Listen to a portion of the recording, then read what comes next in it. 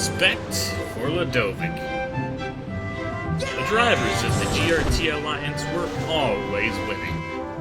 They had Tyler, who was ripping off wins, and Loudovick, who was a past Wawa Cup Series champion. She thought that she was the fastest and the best of the Alliance.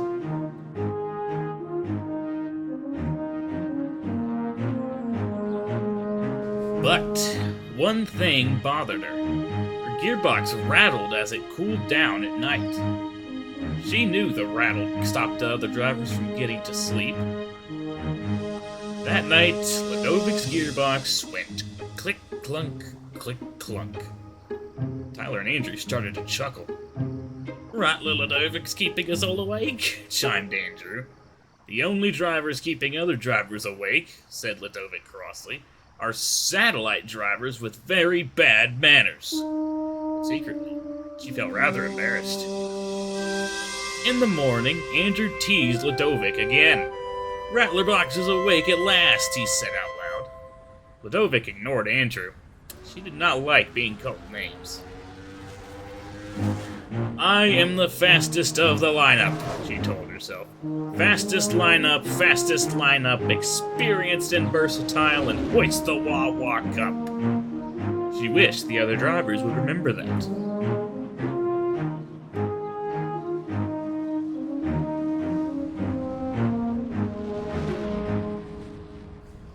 Later, the GRT Alliance pulled into Road America.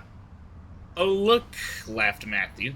"Rattler Loudovick's here, ready for the Click-Clunk 500. This made Loudovick very cross indeed, especially because Stapleton overheard. "I hope your Click-Clunk gets better soon," said Nathan. "See you later, Rattler." Loudovick was even more cross. He decided it was time the other drivers learned to treat her properly. Later, in the inspection line, she pulled up ahead of Herja. He was surprised. Later in the pits, Andrew was eyeing the number 1 pit box. "Off you go now, Andrew," boomed Loudovick. "Stall number 1 is my pit box. Satellite drivers shouldn't hang around." "You're a boastful, bossy, stuck-up has-been," Andrew muttered to himself crossly.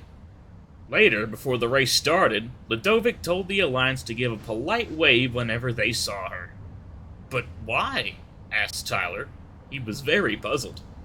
"Because," Loudovick said grandly, "I the fastest and the best."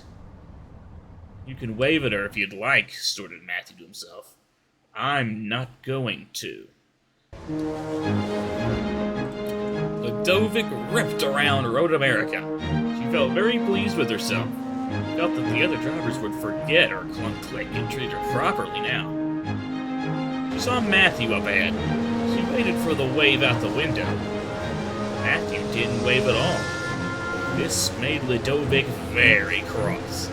She was so cross that she didn't see the markers telling her to stop. And she didn't see the corner ahead until it was too late.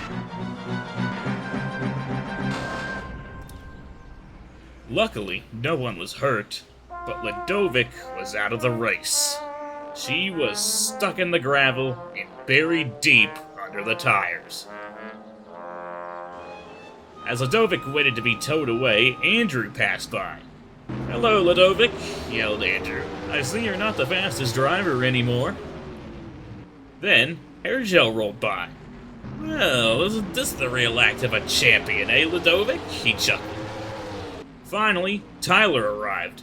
Fastest and best, now deep in the tires of her own wreck fest, he said cheekily.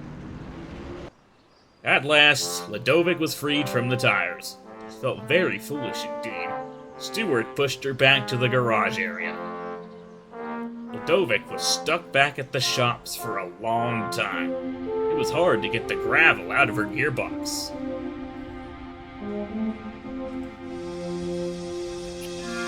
Matthew and Javier took it in turns to gather race data for her.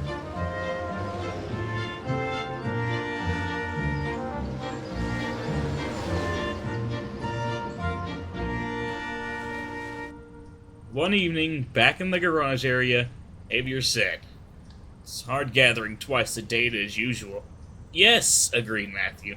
"Ludovic's experience could really come in handy with this." "I miss Loudovick," said Andrew. "Miss the rattle that I would go to sleep by." Loudovick knew the other drivers were gathering data for her. Thank goodness for Matthew and Xavier. I'm sure they're doing a very good job.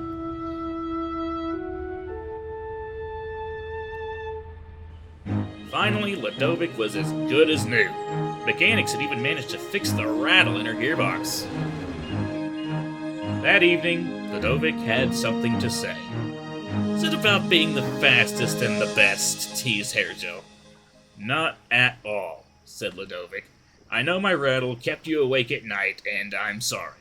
And I was also silly about the whole waving nonsense.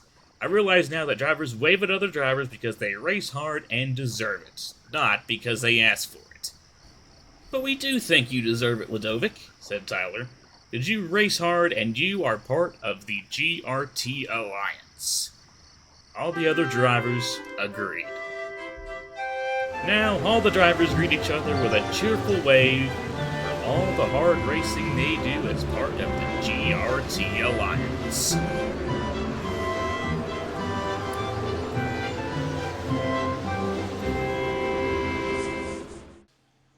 Okay, you got this stupid. It's peak. It's a peak.